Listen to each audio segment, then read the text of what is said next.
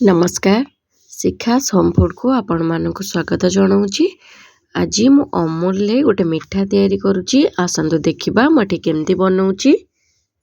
भिडियोटी आरंभ करने आगु जदि आपण माने ए पर्यंत मो चैनल ले नुआ अछंती और आपण मानक मो भिडियो गुड़िक भल लगुची तेबे मो चैनल को निश्चय सब्सक्राइब करंतु। पाखरे थिबा बेल आइकन को निश्चय क्लिक करंतु जहा द्वारा कि नुआ नुआ भिडियो रा नोटिफिकेशन आपण माने पाई परिबे।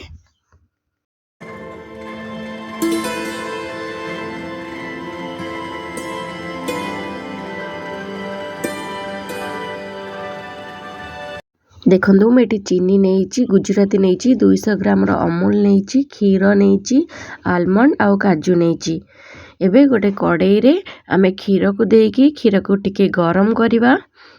एठी मु क्षीर को देदेली। एठी टिके मु गोलाई दउची खरिका साहाय्य रे। एठी मोर क्षीर गरम हो गलानी। देखंतु हल्का हल्का गरम हो गलानी। मु एबे अल्प किछि क्षीर एमती बाउल ले काढी के रखी देबी। एटा आमे पछरे दबा। इठी बाकी क्षीर रे मु भिनेगार दउची। आपण चाहिले भिनेगार दे परिबे नले लेंबू रस भी दे परिबे। एठी भिनेगार देला परे मु खरिकार एमती गोळौची। देखंतु एठी मोर अल्प अल्प छेना ही आसलानी। एठी देखंतु मोर एबे छेना रेडी हे गला। मु बे जो बाकी क्षीर रखितिली ताको दे दउची। एठी बाकी क्षीर देला परे मु जो अमूल लेथिली अमूल को देकी ताको एमती भलरे गोळेई देबी।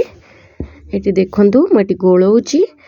मु एबे गोटे चामच साहाय्य रे ताको गोळेबी। अमूल जो टिके टिके बिंडा रही जाउची सेटा जेमती पूरा मिसी जीव क्षीर सहित।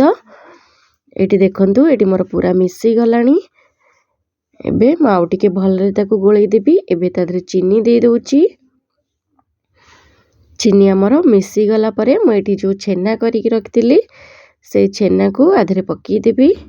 एमती खरिका साहाय्य रे भलरे गोळौथिबा नले तळु क्षीरटा लागि जीव। एठी मु छेना को पके दउची। देखंतु केमती भलरे गोळौची। एठी मोर कड़ाई चारिपट लागि जाउची। गैस रो फ्लेम को सेति पई पूरा लो करिके हमें करबा। एठी देखंतु मोर चीनी अमूल आ क्षीर रो कलर चेंज हे गलानी। मु एठी किछि गुजराती गुंड आ किछि लूण दे देली मिठा को बैलेंस करबा पई। मुझे गोटे कैटिन ने किछि गुआ घी तले मारची तापरे ऑयल पेपर नेची। ऑयल पेपर नेला परे मु ताको दे दोची एमती। देखंतु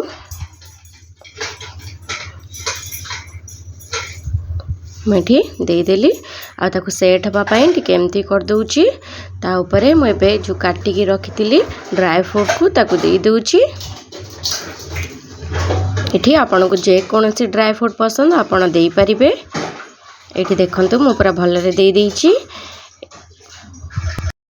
एठी मु रेस्ट पई 24 आवर छाडी देइची। आपण चाहिले आको फ्रीजर रे रखी के अल्प समय भी छाडी परिबे। एठी देखंतु मु गोटे छुरी नै की ता चारि पटो को एमती छुरी रे टिके टिके काटी देइची। एबे ताको बाहर कर देइची। देखंतु एठी हमर अमूल मिठा केते सुंदर भाबरे रेडी हे गेला। आपण माने ए रेसिपी को घरे निश्चिंत ट्राई करंतु। यार टेस्ट किपरि आसला कमेंट रे जणांतु।